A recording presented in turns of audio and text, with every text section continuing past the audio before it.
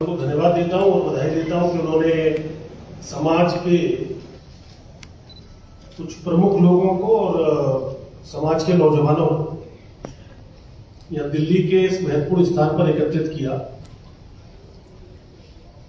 और एक आयोजन जाट समाज की आगे की गतिविधियों को लेके किस रास्ते पर हमें चलना चाहिए, ऐसी एक शुरुआत की। इसके लिए मैं लोकपाल जी को भी और भाई विनय को, मैं दोनों को हृदय से धन्यवाद देता हूं। हमारे बीच में ग्रेवाल साहब बैठे, पंजाब के हमारे बहुत बड़े नेता हैं, भारतीय जनता पार्टी के भी नेता हैं, समाज के भी नेता हैं और वह किसानों के भी एक बड़े नेता हैं, जो पंजाब में बहुत अच्छा काम आप कर रहे हैं। सरिता जी के बारे में अभी बताया कि भाई आप सब परिचित हैं, मेयर रही हैं दिल्ली की, एमएलए भी आपने फाइट किया है और अब जाट समाज में भी उनको जिम्मेदारी विनय ने सौंपी है। और जयवीर राणा जी हमारे ये भी दिल्ली के बड़े होनहार नेता हैं, तो उनका भी आइए आदेश जी भाई साहब आप भी आ जाओ। चौधरी आदेश सत्ता भी हमारे बीच में है, दिल्ली प्रदेश के निवर्तमान अध्यक्ष, बहुत ही मजबूत नेता भारतीय जनता पार्टी के। और आगरा से लगाव ये है कि भाई साहब ने हमारे विद्यार्थी परिषद में रहते हुए बहुत लंबे समय तक आगरा को केंद्र बनाकर काम किया है, तो ऐसे आदेश गुप्ता जी हमारे बीच में है। मैं चाहूंगा जोरदार तालियां बजाकर।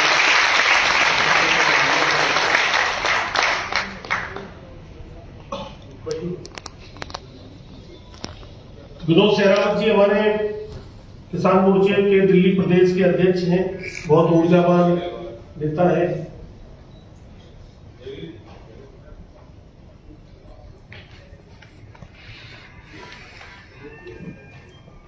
अजय शेरावत जी प्रवक्ता और समाज के बड़े महत्वपूर्ण नेता हैं, गतिविधियों में काम कर रहे हैं।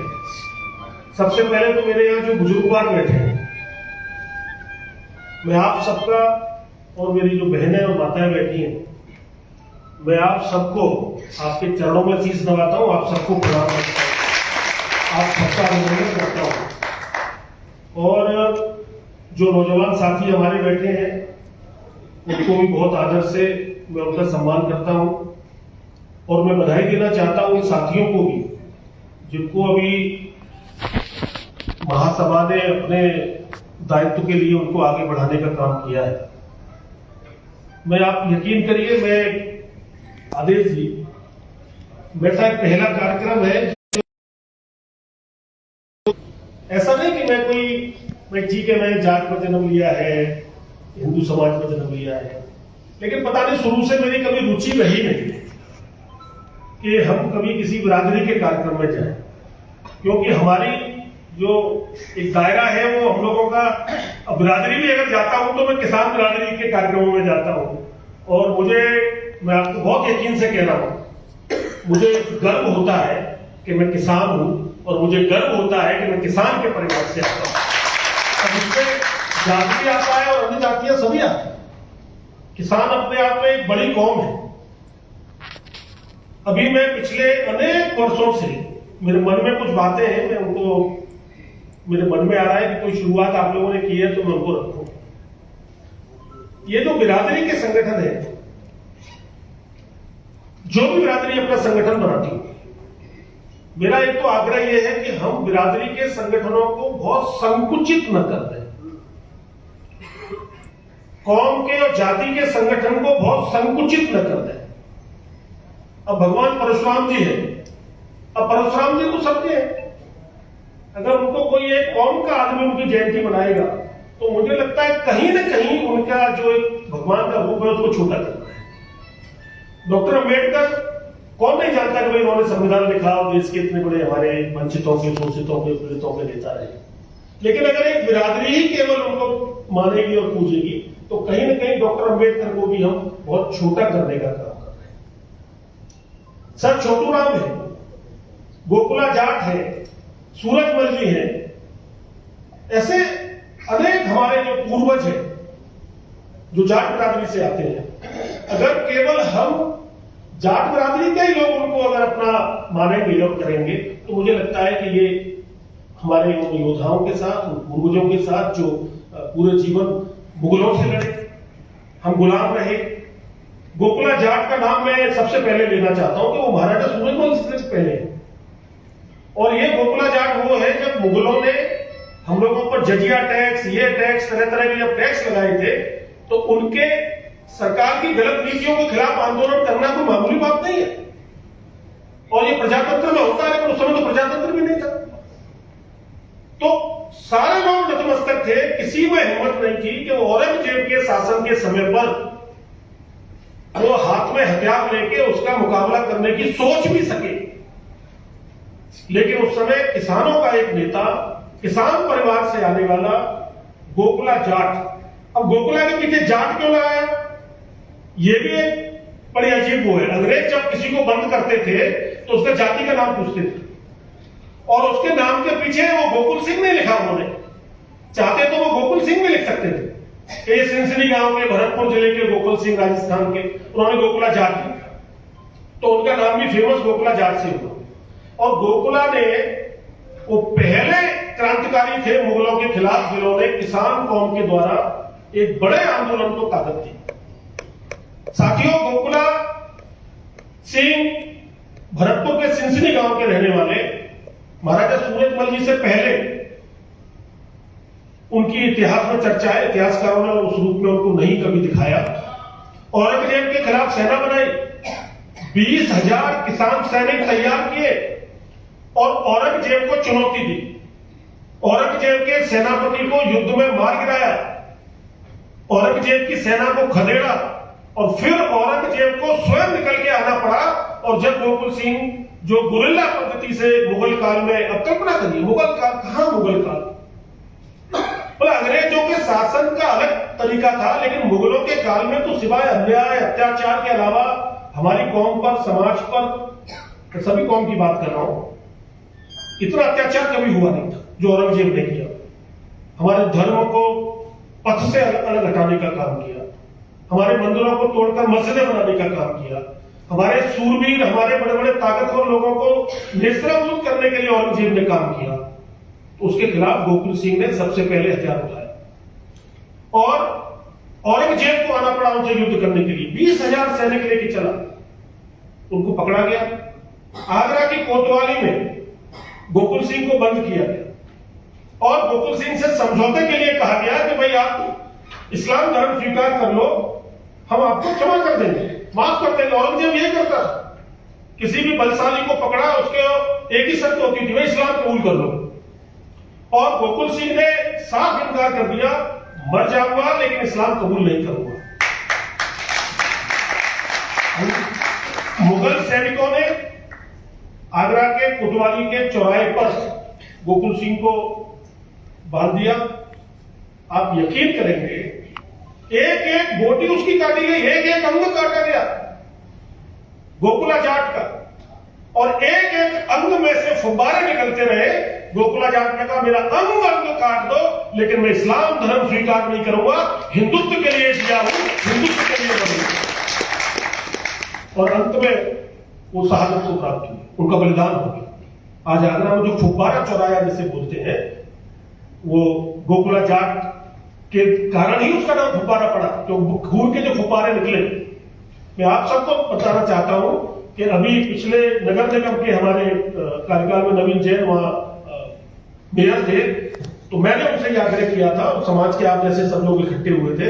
मैंने कहा भाई किसी और की प्रतिमा तो शहर में जब लगवाए लगवा देना मेयर साहब, लेकिन गोकुला जाट की प्रतिमा आगरा के अंदर लगनी चाहिए। और वो भी हमने कहा लगवाई, पूरे देश और दुनिया का पर्यटक आगरा के ताजमहल और किले को देखने आता है। हमने आगरा किला से जब ताजमहल की तरफ जाते हैं, शाहजहां गार्डन जिसे बोलते हैं, उसके सामने गोकुल सिंह की घोड़े पर सवार इतनी बड़ी प्रतिमा को लगवाने का काम पिछले दिनों में, क्योंकि जिस जाति का, जिस कौम का जो पूर्वज हमारे रहे, अगर उनका इतिहास अगर आपके सामने नहीं है, तो आपकी आने वाली पीढ़ी ये भूल जाएगी कौन गोकुल सिंह थे, कौन सूरजमल थे, कौन सर छोटू राम थे, कौन चौधरी चरण सिंह थे, या ऐसे जो भी हमारे नाम पूर्वजों के रहे। मैं नामों में ज्यादा नहीं जाना चाहता, नहीं तो फिर विवाद बनता है, उसका नाम नहीं है। तो हमको इनको सबको, लेकिन उन्होंने किया क्या था, करते क्या थे, ये भी हमको स्मरण करना चाहिए। मेरा एक सुझाव के तौर पर मैं 2-3 बातें कहना चाहता हूं। एक तो हम जो भी संगठन चलाएं, जाति के नाम का संगठन हो, सामाजिक संगठन हो, कोई भी संगठन हो, वो संगठन अपने समाज को इसलिए संगठित करने का काम नहीं है कि आपको किसी दूसरी बिरादरी से लड़ना है, कि आपको किसी दूसरी बिरादरी के व्हाट्सएप ग्रुप बना के व्यंग करने। मैं बहुत स्पष्ट बात करना चाहता हूं, हमारा संगठन से कभी ये निकल के नहीं आना चाहिए कि भाई हमारा ये संगठन है और वो बिरादरी ये कर रही है, हम ये नहीं कर रहे, वो बिरादरी के ये कर दिया। मेरा आप लोगों से हाथ जोड़ के प्रार्थना है, कोई भी शब्द आप, क्योंकि आपने जाट महासभा के नाम से आपने कार्यकारिणी बनाई है, आप अपनी जाति में, मेरी जाति में, मेरे समाज में जिसमें आप गति देना चाहते हो उसको, उसमें बुराइयां क्या है, उसकी अच्छाइयां क्या है, हम उनकी अच्छाइयां कैसे बढ़ाएंगे। अगर आपका सोच समाज को आपको आगे लाने का है, तो मेरे समाज का कौन सा ऐसा नौजवान है, खिलाड़ी तो बन सकता है बहुत बड़ा, लेकिन उसकी आर्थिक स्थिति बहुत कम। मेरा ध्यान इसमें रहना चाहिए कि जो पढ़ने के क्षेत्र में तो बहुत होशियार है लेकिन घर से गरीब है, तो क्या उसको आगे बढ़ाने का, मुझे लगता है ऐसे यही संगठन का काम होता है। हम ऐसे लोगों को चिन्हित करना चाहिए, हमारे प्रचार प्रसार के दौरान ये चर्चाएं होनी चाहिए, और ये संकट उनको दूर करने के लिए हम धीरे धीरे संकल्पित होंगे। एक दिन में आप शुरू में जब संगठन बनाते हैं तो बहुत सारी कल्पनाएं होती हैं। देश का, दुनिया का सबसे बड़ा सामाजिक संगठन राष्ट्रीय स्वयंसेवक संघ भी जब बना तो कोई विचार कोई मन में आया डॉक्टर हेडगेवार जी के में, उन्होंने एक संगठन बनाया, छोटा सा, वहां से शुरू किया। उस समय तो लोग हंसते होंगे उनपे, क्या करेगा 2 आदमी साथ में, कैसे चलाएंगे संगठन। कोई भी दल बना होगा तब भी एक विचार किसी के मन में आया होगा। तो एक विचार अगर हमारा ईमानदार है, हम जिस विचार को लेकर चल रहे हैं, हम केवल दायित्व हमारा इतना है कि भाई हम, उदाहरण के लिए कि भाई ये हम पदाधिकारी बन गए, एक बोर्ड हमारे घर के आगे लग जाएगा, लोग हमें पहचानेंगे, भाई ये जाट महासभा के राष्ट्रीय महामंत्री है, ये जाट महा के ये राष्ट्रीय उपाध्यक्ष है, ये जिले के अध्यक्ष है। अगर इतना करना है तो मुझे कुछ नहीं कहना, अगर केवल इतना करना है तो फिर मुझे कुछ कहना नहीं है। लेकिन अगर कुछ वास्तव में करना चाहते हो, आप लोगों की निरंतर बैठकें हो, आप निरंतर बैठकों में योजना बनाए, छोटे छोटे से टारगेट रखें, किसी भी एक नौजवान को, खिलाड़ी को, किसी भी एक गरीब बहन बच्चे परिवार को, किसी को आगे बढ़ाने में भूमिका निभाए। मैं आपको ये विश्वास दिलाता हूं कि अगर सकारात्मक तरीका से हम अपने संगठन को आप लेके चलना चाहते हैं, आप कभी भी मुझे याद कर लीजिएगा, जो भी क्षमता मेरे अंदर होगी मैं आपके साथ खड़ा हूंगा। एक चीज से और बचना मेरा निवेदन है आप लोगों से। अभी ग्रेवाल साहब चर्चा कर रहे थे कृषि कानून और सारे विषयों की, मैं उन पर ज्यादा नहीं जाना चाहता, लेकिन इतना जरूर कहना चाहता हूं, बिना सोचे समझे, बिना अध्ययन करे किसी मामले में भी हाथ में लठ लेके नहीं निकलना चाहिए। किसी ने कह दिया कि काले कानून है, घर में से लठ निकाले, हाँ जी काले कानून में पढ़े हैं, कानून में क्या है हमें जानकारी नहीं है। मैं तो इस मंच के माध्यम से अपने देश भर के खाप चौधरियों से भी विनम्र प्रार्थना करना चाहता हूं। खाप समाज में न्याय देने के लिए बनी है, खाप समाज की कुरीतियों और बुराइयों को दूर करने के लिए बनी है, खाप पीड़ित, शोषित, वंचित परिवार को मदद करने के लिए बनी है। खापों का इस्तेमाल राजनीति में नहीं होना चाहिए, खापों का राजनीतिकरण किसी कीमत पर नहीं होना चाहिए। और मैं इस मंच पर खड़े होकर मैं अपने पूर्व राज्यपाल आदरणीय श्री सतपाल जी से भी मैं निवेदन करना चाहता हूं कि कौम को किसी से लड़ाने का काम मत करिए, कौम को बदनाम करने का काम मत करिए। बिरादरी की बदनामी के दुष्परिणाम भुगतने पड़ते हैं। आप राज्यपाल रहते हुए आपको 3 राज्यों का, 4 राज्यों का राज्यपाल जिस सरकार ने बनाया, जिस नेता ने बनाया, आप कभी भी बिरादरी की पंचायत करके, ये जाट बिरादरी की बैठक है, जाट बिरादरी की बैठक पर कुछ भी बोलते हैं,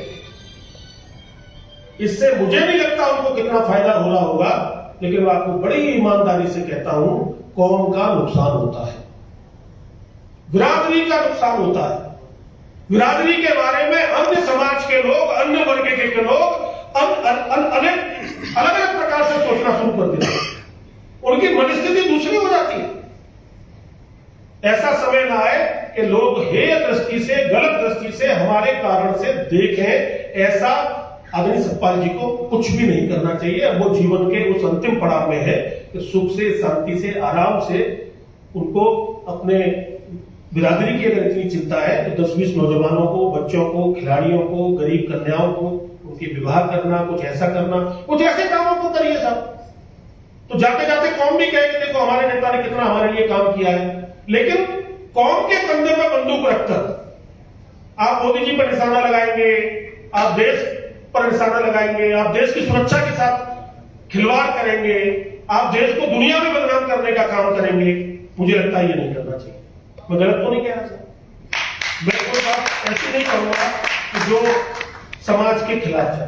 मेरी यही आपसे प्रार्थना है, नया संगठन, नए लोग, नई ऊर्जा, नई उमंग, नई शक्ति, नया विचार, ये सब लेकर माताएं, बहनें, युवा वर्ग, हमारे बुजुर्ग वर्ग, ये सब चले, मंथन करें, समाज को किस दिशा में ले जाना है, समाज को किस मोड़ पे ले जाना है, समाज को राष्ट्र की मुख्य धारा से कैसे जोड़ना है, समाज में व्याप्त कुरीतियां, बुराइयों को कैसे दूर करना है, समाज को संगठित करके इस देश के लिए कैसे काम शुरू करना है, समाज को संगठन करके, क्योंकि हमारी पहचान देखिए, आप कुछ भी कहिए, हमारी पहचान अगर केवल है तो हम लड़ाके हैं। हमारी पहचान केवल है तो हम लड़ाके हैं, वहां देश के लिए लड़ते हैं और अन्न उगाकर देश को खिलाने का काम करते हैं। यही तो पहचान है हमारी, किसान के नाते भी यही पहचान है। तो हम अपने आप को राष्ट्र की मुख्य धारा से जोड़े। सरकार को वोट दे दिया, सबसे ज्यादा हल्ला मचा के वोट देंगे, अगले दिन लठ लेके खड़े हो जाएंगे सरकार के खिलाफ। ये नहीं करना चाहिए। और करते कौन है, 4 लोग करेंगे, बिरादरी की पूरी की बदनामी कराते हैं। ये नहीं करना चाहिए। आप ताकत से इसलिए सरकार के साथ खड़े हुए कि आप वो लड़ाके, आप गोकुल सिंह, आप गोकुला जाट के वंशज हो, आप राजा सूरजमल के वंशज हो, जिन्होंने मुगलों से लड़ के अपने प्राणों की आहुति दे दी। आप उनके वंशज हो। आप राष्ट्र की मुख्य धारा के लिए काम करिए, इस राष्ट्र के लिए काम करिए, भारत की समृद्धि और भारत के नए भारत के निर्माण के लिए काम करिए। और निश्चित रूप से मैं आपको विश्वास दिलाता हूं, आप इस गति से आगे बढ़ते जाइए। एक दिन वो आएगा, देश के सारे समाज के लोग ये कहेंगे कि हमें भी जाट समाज के लोगों का, किसान समाज के लोगों का अनुसरण करना चाहिए और उनके बताए हुए मार्ग पे चलना चाहिए। ऐसी मैं आप सब लोगों से अपेक्षा करता हूं। उन्हें मैं धन्यवाद देता हूं, भाई लोकपाल जी का भी, भाई विनय चौधरी का भी। आपने हमको बुलाया और मुझे कुछ शब्द कहने का अवसर मिला। मेरे शब्दों से किसी को जरा सा भी कोई कष्ट हुआ हो, उसके लिए मैं क्षमा चाहता हूं। धन्यवाद।